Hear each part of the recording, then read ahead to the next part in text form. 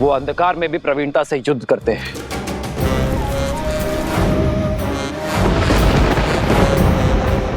ब्रह्मदेव के वरदान अनुसार भास्करण को न धरती पर मारा जा सकता है, न जल में और न ही आकाश में।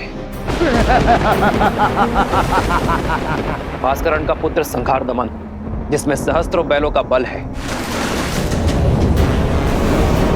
जिसके सानिध्य में आठों दिशाएं, सागर का बवंडर और चक्रवात है।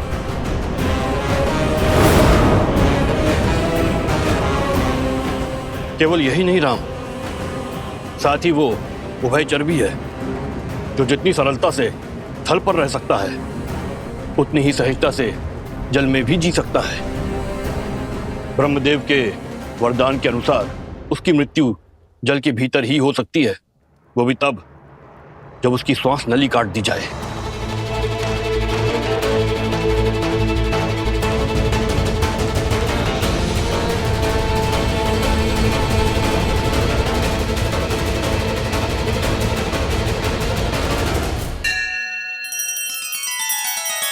श्री रामचंद्र कृपालु भजु मन हरण भव भय दारुणम। नव कंज लोचन कंज मुख कर कंज पद कंजारुणम। सिया राम, सिया राम, सिया राम, सिया राम, सिया राम, सिया राम।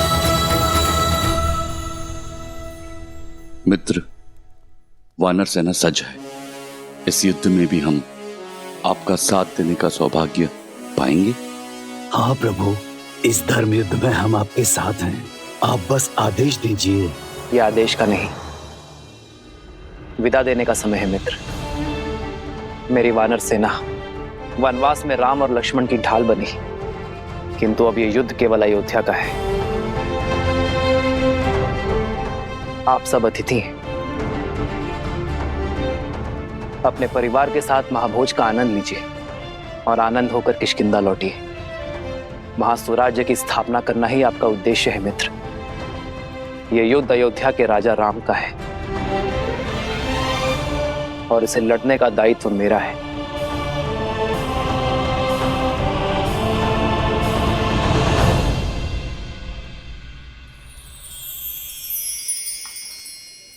ये क्या है हनुमान? माता, ये खाने की सूची। इतनी बड़ी सूची? ये तो केवल आरंभ है माते। सूची तो बहुत लंबी है। माता, आप भोजन खिलाकर हमारे तन और मन को तृप्त करना चाहती है ना? आपने मेरी सहायता मांगी तो लीजिए, मैं सूची ले आया। माता, निभा दिया मैंने अपना कर्तव्य।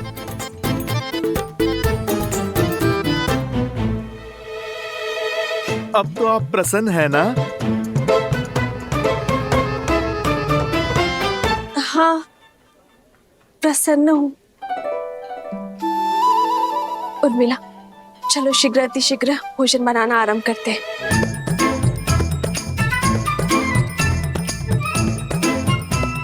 समझ नहीं आता पहले क्या बनाए दीदी, आरंभ कहाँ से करें? ना ही इस दुविधा का अंत दिखाई दे रहा और ना ही इस सूची का। आप इतनी सारी चीजें कैसे बनाओगे? वचन से बंधी हूं ना, पीछे नहीं हटूंगी। चलो।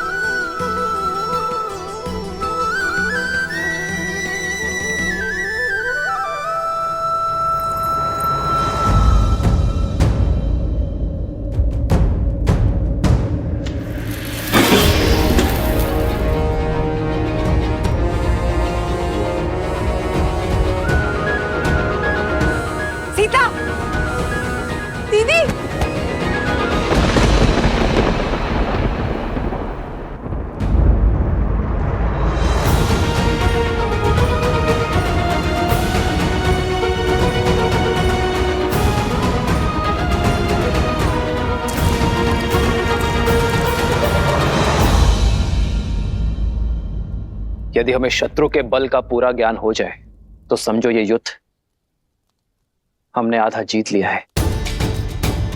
अब समय आ गया है कि अपनी शक्ति को इस प्रकार सज्ज करें कि हमारा शत्रु अचंभित हो जाए। हमें उपयुक्त शस्त्रों को खोजना होगा। प्रभु प्रभु प्रभु वो माता सीता प्रभु। क्या हुआ सीते को? क्या हुआ सीता को? बोलो हनुमान। प्रभु वो माता सीता मूर्छित हो गई हैं।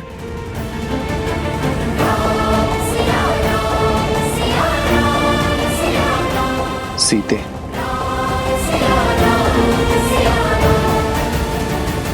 वैद्य जी, मेरी चित्त की व्याकुलता को मिटाइए। बताइए क्या हुआ है सीता को? चित्त में चिंता नहीं, आनंद को भर ले राजमाता।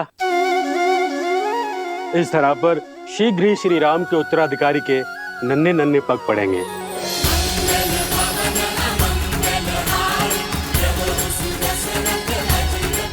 महारानी सीता रघुकुल का वंशज लाने वाली हैं।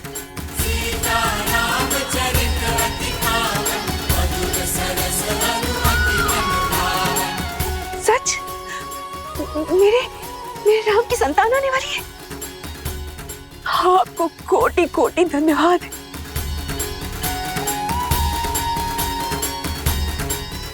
जाओ, राज आंगन का कोना कोना सजा दूंगी। मेरे राम का उत्तराधिकारी आने वाला। अयोध्या में उत्सव का शंखनाद होना चाहिए और न बधाई गीतों का नाद बजना चाहिए। जाओ जाओ, जल्दी जाओ जाओ। मेरे राम का पुत्र आने वाला है। क्या तुमने सुना? हमारे राम की संतान आने वाली है।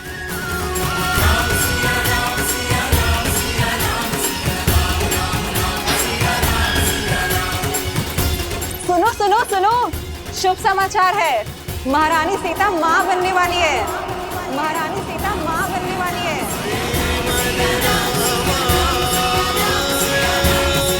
सीते,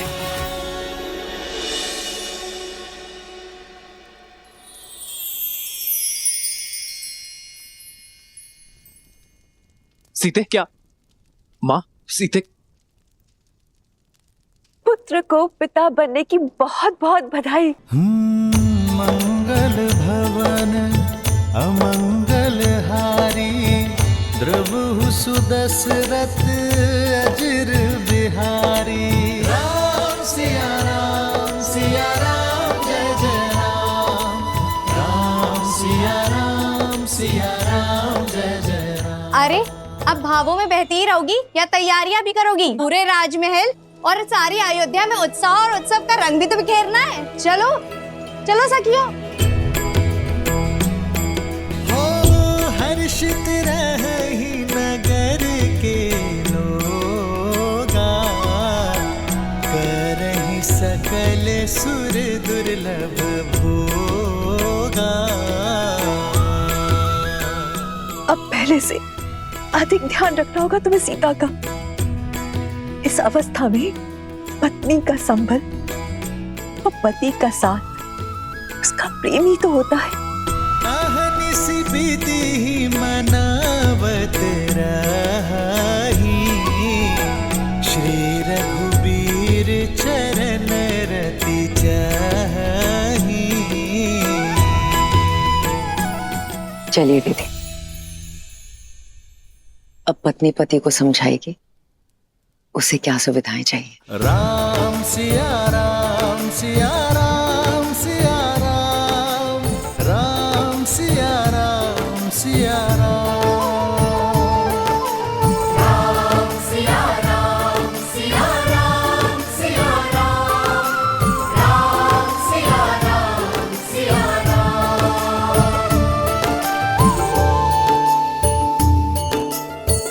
जन्म जन्म का है ये संगम, राम रतन सीता वैभव धन।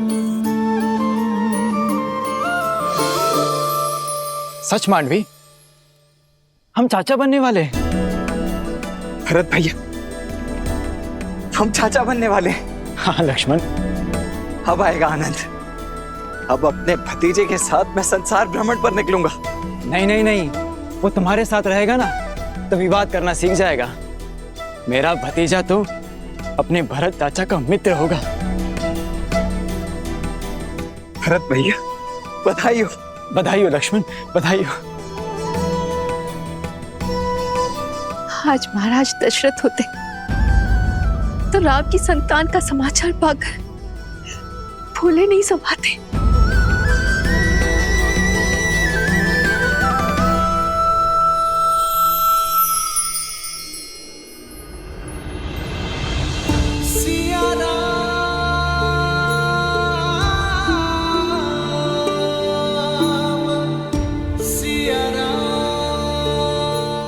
आपका मौन मुझे व्यथित कर रहा है। क्या आप प्रसन्न नहीं है? प्रसन्नता तो इतनी है कि मेरे शरीर के कण कण में भर गई है सीते। शब्दों को बाहर निकलने का स्थान ही नहीं बचा। पिताश्री की प्रसन्नता का आज आभास हुआ मुझे। अपनी संतान के प्रति उनके प्रेम का भान हुआ। जब पिता बनने का आभास होना इतना मधुर है तो पिता बन जाना कितना सुंदर होगा।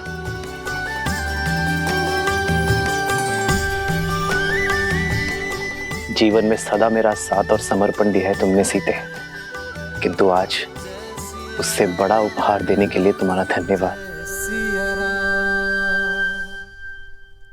रघुकुल का कुलदीपक आने को है, ऐसे में महारानी का आहार विशेष और विशिष्ट होना चाहिए। राजमाता प्रणाम। मैया ने संसार का सबसे बड़ा सुख दिया है प्रभु को। आप उनसे कहिएगा अब वानर सेना भोज का 2 गुना आनंद उठाएगी। पुत्र तो माता की व्यथा समझ गया, किंतु क्या व्याकुल वानर सेना समझ पाएगी? सीता रसोई घर में नहीं जा सकती, 3 मास तक कोई श्रम नहीं कर पाएगी। होने वाली संतान के लिए माता का विश्राम करना अति आवश्यक है। भोजन अब वो पुण्यवासन संस्कार के पश्चात ही बना पाएगी। माता, ये तो शुभ है। कुमार और प्रभु श्री राम का भोज एक साथ हो जाएगा और आप वानर सेना की चिंता ना कीजिए। हम वानर तन से चाहे कितने भी कठोर हों, मन से उतने ही भोले और कोमल हैं माता। उन्हें तो मैं व्यंजन की और भी लंबी सूची बनाने में उलझा दूंगा माता। माता, प्रभु श्री राम के पुत्र के लिए उनके भक्तों को ये प्रतीक्षा भी स्वीकार है।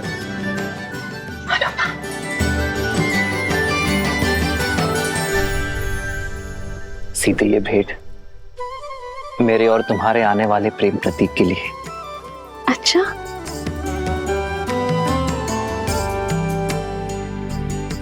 संसार में आने से पहले ही इसने आपका प्रेम भी बांट लिया।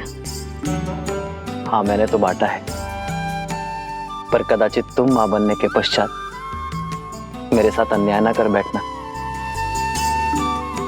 संतान को लेकर स्त्रियां कई बार अपने पति के साथ अन्याय कर बैठती। वो तो है। आइए देखते हैं कि आप इसके लिए क्या लाए हैं।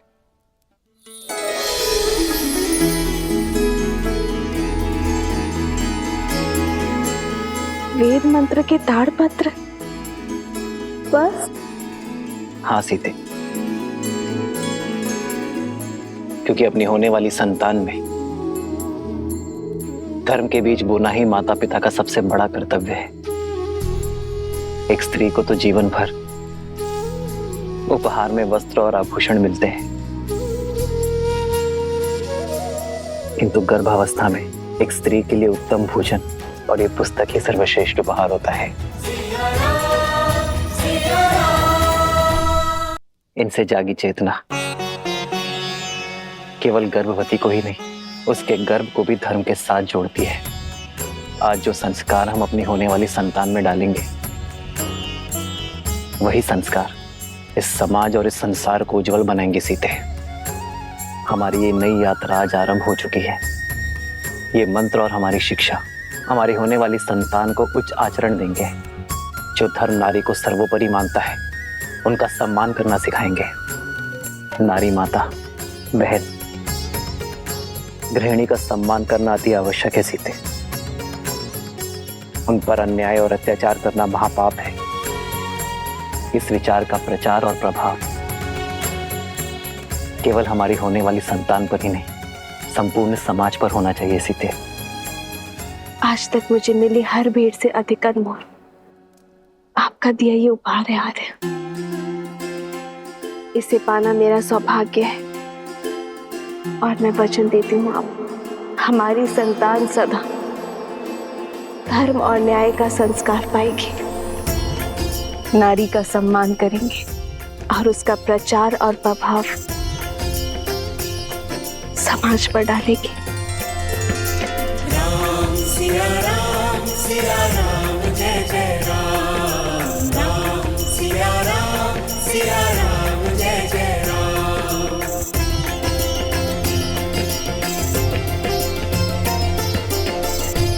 सीते, मेरे इस उपहार के बदले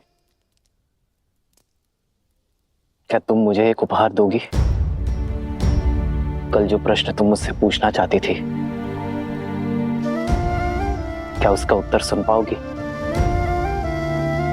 समय का खेल तो देखो सीते, जब माता ने हर क्षण मुझे तुम्हारे साथ रहने का आदेश दिया है, तभी मुझे तुम्हें छोड़कर जाना होगा। आप कहाँ जा रहे हैं आर्य? एक राजा का कर्तव्य निभाने, अपने राज्य के लिए युद्ध लड़ने।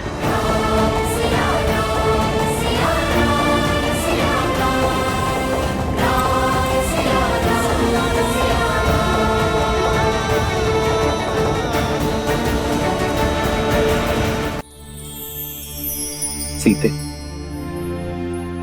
रावण के मामा भास्कर ने अयोध्या पर आक्रमण कर दिया है। अपनी प्रजा की रक्षा के लिए मुझे अस्त्र उठाना होगा। जिसके पास धर्म और न्याय की ढाल हो, उसे अधर्म का कोई वार नहीं हरा सकता।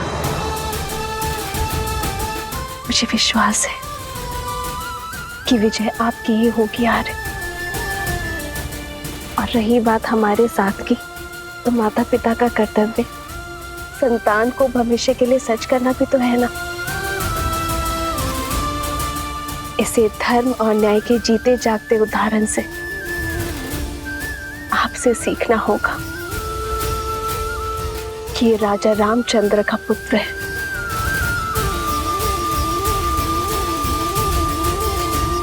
जानती हो सीते, मेरा सबसे बड़ा बल क्या है? तुम्हारा विश्वास। राम सिया राम सिया राम सिया राम। राम सिया राम सिया राम। राम सिया राम सिया राम। राम सिया राम। आप भी लड्डू खाइए। हमारे राजमहल में लल्ला आने वाले हैं। प्रभु श्री राम के उत्तराधिकारी आने वाले हैं। खाओ खाओ।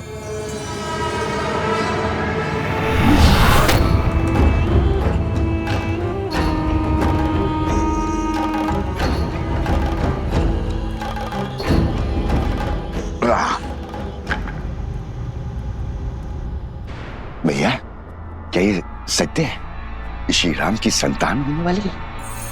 हाँ हाँ, सुना नहीं? सारे अयोध्या में लड्डू बट रहे हैं। चलो अच्छा है। जो 14 वर्ष में नहीं हुआ, वो अब हमारे कानों को सुनने को मिल रहा है। क्या क्या कहना चाहते हो?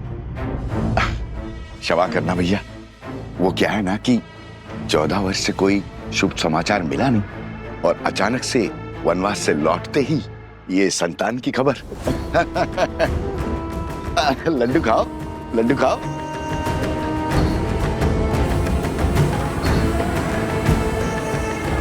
किसने अयोध्या की गरिमा पर इतना बड़ा घोर लांछन लगाया? किसने उनके गरिमा का वध किया?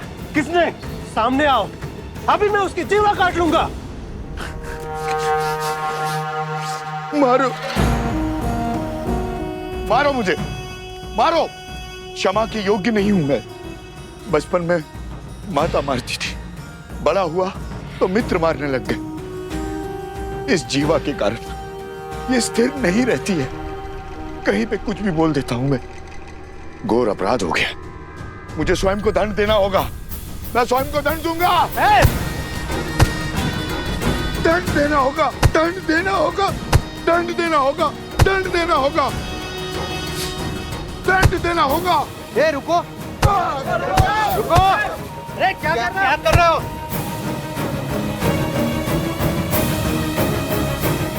श्री राम और अयोध्या से प्रेम ही इतना है, सुख के समय पे भी तर्क खोजने लग गया, जो बात मेरे दिल को कचोटती है। क्या वो आप सबको व्याकुल नहीं करती? हमने श्री राम की तरह वनवास के दुख नहीं भोगे, हमने तो महारानी सीता की तरह 6 महीने उस दुष्ट रावण की लंका में रहने का दंश नहीं भोगा। सोचिए, विचार कीजिए, क्या क्या हुआ होगा उस 6 मास में, क्या क्या बीती होगी महारानी सीता पर।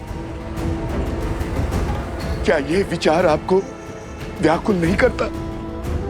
अपनी व्याकुलता हमें नहीं, श्री राम को बताना, वही निर्णय लेंगे। चलो मित्रों। अरे रुको, रुको, कहां जा रहे हो? मैं स्वयं लज्जित हूं। अब तुम जाकर ये प्रश्न श्री राम से पूछकर उन्हें लज्जित करोगे? वो श्री राम जिन्होंने अयोध्या को मान दिया, सम्मान दिया, उन्हें लज्जित करोगे? क्या उत्तर देंगे? उनका तो स्वयं संबंध है इस घटना से। देवी सीता के लिए रावण का वध किया है श्री राम ने।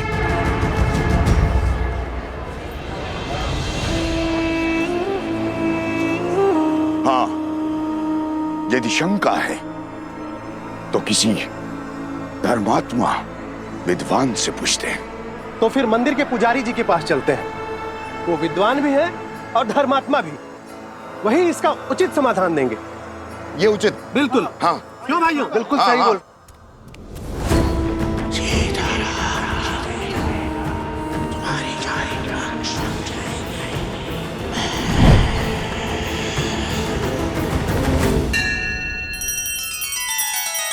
श्री रामचंद्र कृपालु भजु मन हरण भव भय दारुणम नव कंज लोचन कंज मुख कर कंज पद कंजारुणम।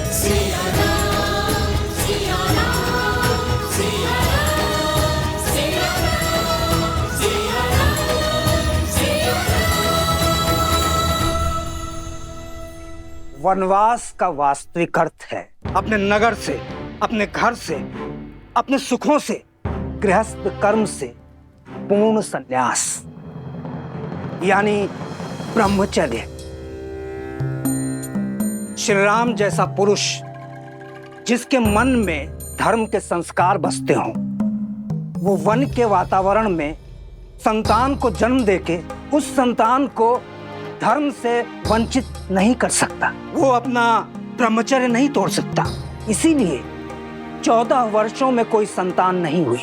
उचित कहा पुजारी जी। हमारा संदेह मिटाने के लिए धन्यवाद पुजारी जी। चलो भाइयों। रुको। वाह पुजारी जी वाह, धर्म की बात तो कर ली, अब सत्य पे आइए पुजारी जी। क्या है सत्य का आधार? विश्वास से कल्पना होती है, सत्य को प्रमाण चाहिए। बोलिए, है कोई प्रमाण?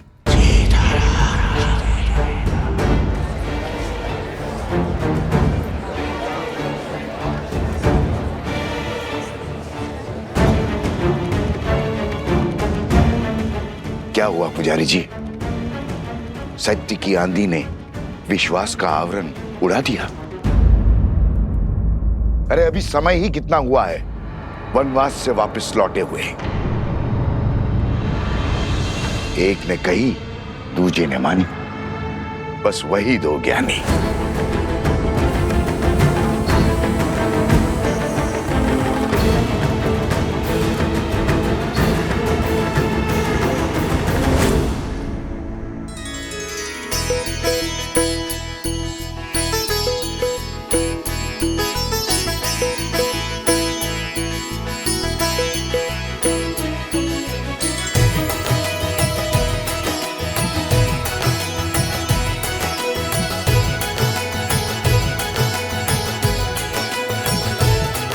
हनुमान,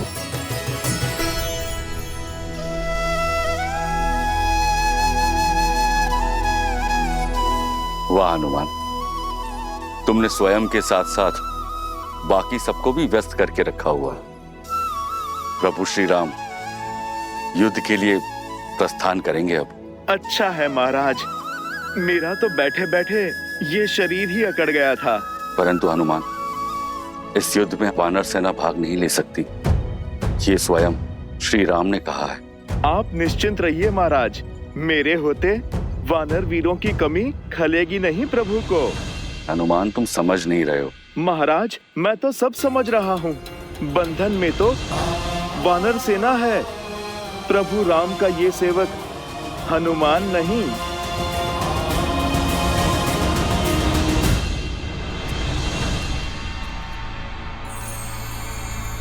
सुना है श्री राम अपनी सेना लेकर पश्चिम की ओर जा रहे हैं, उस दुष्ट भास्करन और उसके बेटे से लड़ने।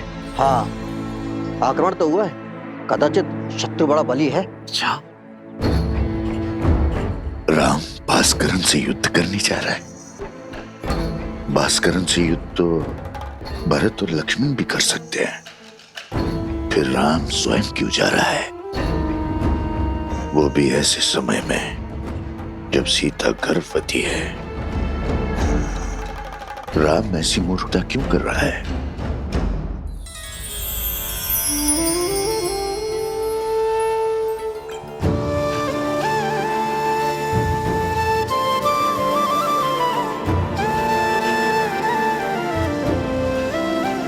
बैठो सीता, देखो हमने अपने हाथों से तुम्हारे लिए भोजन बनाया है, खाओ। इतना सब कहाँ? अब तुम एक नहीं दो हो। तुम्हें हमारे आने वाले पौत्र के विषय में भी तो सोचना है।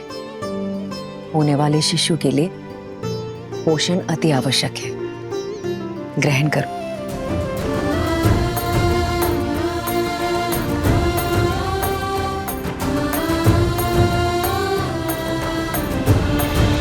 अभी मुझे तुम्हें छोड़कर जाना होगा। रावण के मामा भास्करण ने अयोध्या पर आक्रमण कर दिया है। अपनी प्रजा की रक्षा के लिए मुझे अस्त्र उठाना होगा।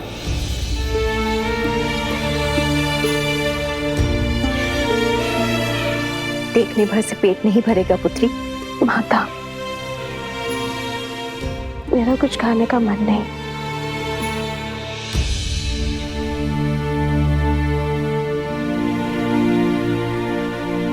होता है, गर्भावस्था में ऐसा होता है। कभी मन करता है कि खूब सारा भोजन खा लो, और कभी व्यंजन देखते ही मन विरक्त हो उठता है। किंतु पुत्री, भोजन तो खाना ही पड़ेगा। गर्भावस्था में माता को अधिक ऊर्जा की आवश्यकता होती है। खा ले पुत्री। जितना मन भाए उतना खाओ। ये लो।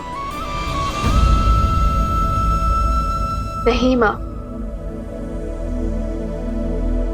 मन नहीं है। दीदी, होने वाली संतान तो अभी से राम के गुण दिखा रही है।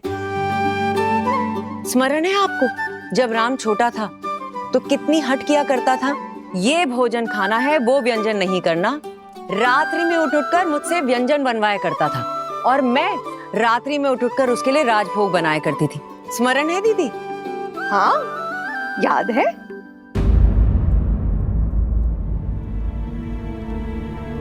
क्या हुआ सीता? मुस्कान होठों पर आई पर गालों तक नहीं पहुंची। क्या हुआ है पुत्री?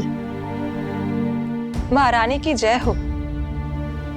महाराज युद्ध के लिए प्रस्थान करने के लिए सच है।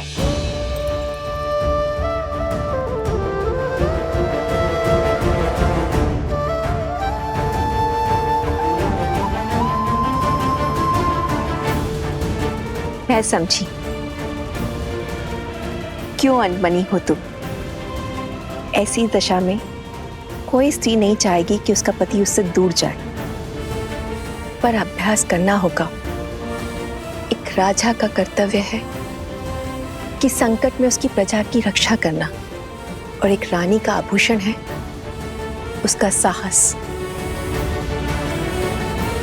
अब जाओ, राम को रघुकुल रानी की भांति विदा करो। जाओ।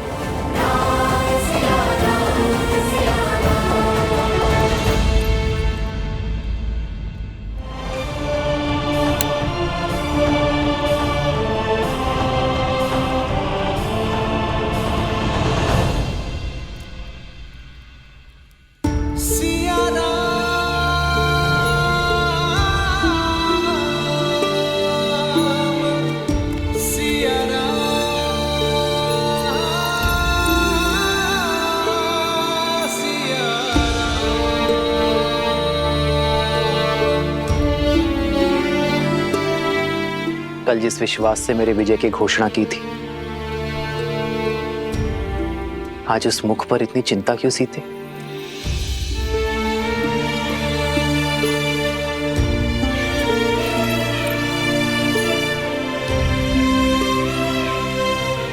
चौदह वर्षों तक आपका साहस, शौर्य और क्षमता देखने के बाद कि सीता कभी चिंतित हो ही नहीं सकती यार, परंतु एक होने वाली माँ का स्वप्न बिगड़ जाने का शोक अवश्य है। इतने वियोग के पश्चात सोचा था कि अब आपसे कभी दूर नहीं रहूंगी, पर कर्तव्य आपको फिर हमसे दूर कर रहा है। कर्तव्य राम और सीता को कभी दूर कर ही नहीं सकता सीते। कर्तव्य तो हमें जोड़ता है। जानती हूँ, पर ये इससे वियोग क्यों आ रहा है? इससे मैं आपको इसके साथ होना चाहिए था।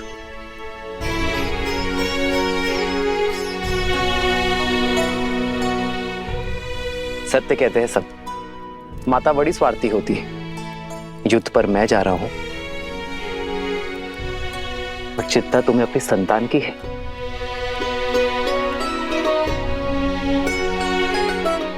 वैद्य कहते हैं सीते, कि संतान गर्भ से ही अपने माता पिता के भाव अनुभव करती है। तो ये वियोग हमारी संतान को और प्रबल बनाएगा। कर्तव्य की पुकार का पालन करने की सीख उसे गर्भ से ही मिल जाएगी। और मैं जानता हूं कि मेरी सीता इस वियोग को सुख सहयोग बना ही देगी। हमारे प्रेम और वनवास की कहानियां सुनाने का समय मिलेगा ना तुम्हें? तुम मेरी शक्ति हो सीते, मेरी ढाल हो इस धर्म युद्ध में। मुझे अपने धर्म पत्नी के साथ की आवश्यकता है।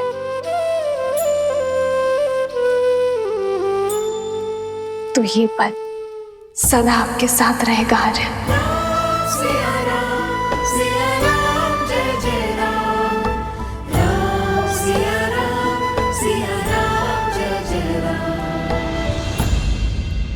एक बात और, आप इस युद्ध में किसी को भी भेज सकते थे, पर आपने स्वयं नेतृत्व करना चुना। कुछ कारण बड़ा ही होगा, पर मैं नहीं जानती। पर कामना करूंगी कि आप मंतव्य में सफल हो। खड़ग की धार ये पथ मर्यादा, पर चलते जग हित रघुनंदन। मेरे लिए विजय होकर लौटना आ रहा है।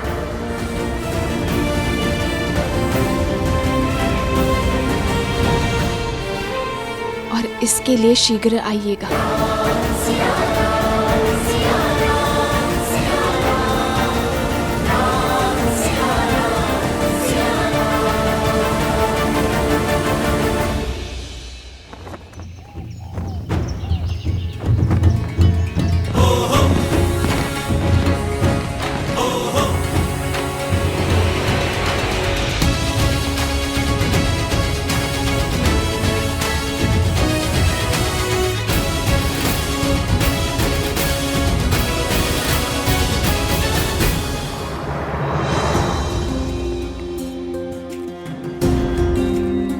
स्वस्ति राम, विजय भव लक्ष्मण।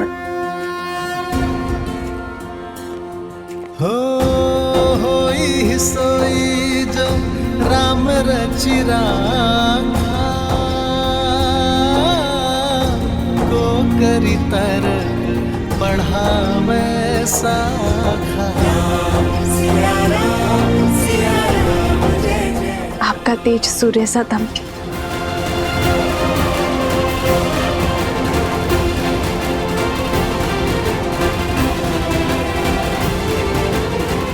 विजयी भव, विजयी भव। राम, तुम्हें शीघ्र ही राजमहल लौटना होगा। सीता के पुनः सावन संस्कार के लिए तुम्हें यहाँ होना अनिवार्य है। अवश्य माँ।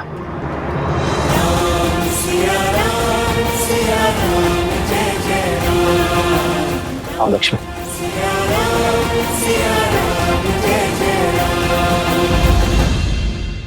सियावर रामचंद्र की, सियावर रामचंद्र की, सियावर रामचंद्र की, सियावर रामचंद्र की, सियावर रामचंद्र की, सियावर रामचंद्र की, सियावर रामचंद्र की, सियावर रामचंद्र की, सियावर रामचंद्र की, सियावर रामचंद्र की। मेरे अयोध्या के वीरों, कर्तव्य ने पुकारा है। जब पड़ोस में अग्नि लगे तो व्यक्ति यह सोचकर नहीं बैठता कि उसका घर सुरक्षित है। वो अग्नि को बुझाता है क्योंकि वो जानता है कि अग्नि का स्वभाव है फैलना। मुझे मेरे वीरों पर पूरा विश्वास है। भय के लिए भयंकर है। हम सब आपके रुद्र हैं। शंकर है। श्री राम, राजा राम, श्री राम। मित्र, यो मुख मोड़कर मत जाइए। वानर सेना ना सही प्रभु, हमें अपने साथ ले चलिए। जो हृदय में बसते हैं उनसे मुख नहीं मोड़ा जाता मित्र। मैं आपको छोड़कर नहीं जा रहा हूं, बल्कि आपके कंधों पर एक बहुत बड़ा उत्तरदायित्व देकर जा रहा हूं। जब मैं वहां युद्ध लड़ूंगा तब आप यहां अयोध्या का भार संभालेंगे, और जब आपके प्रस्थान करने का समय आ जाएगा हम युद्ध से लौटकर आ चुके होंगे।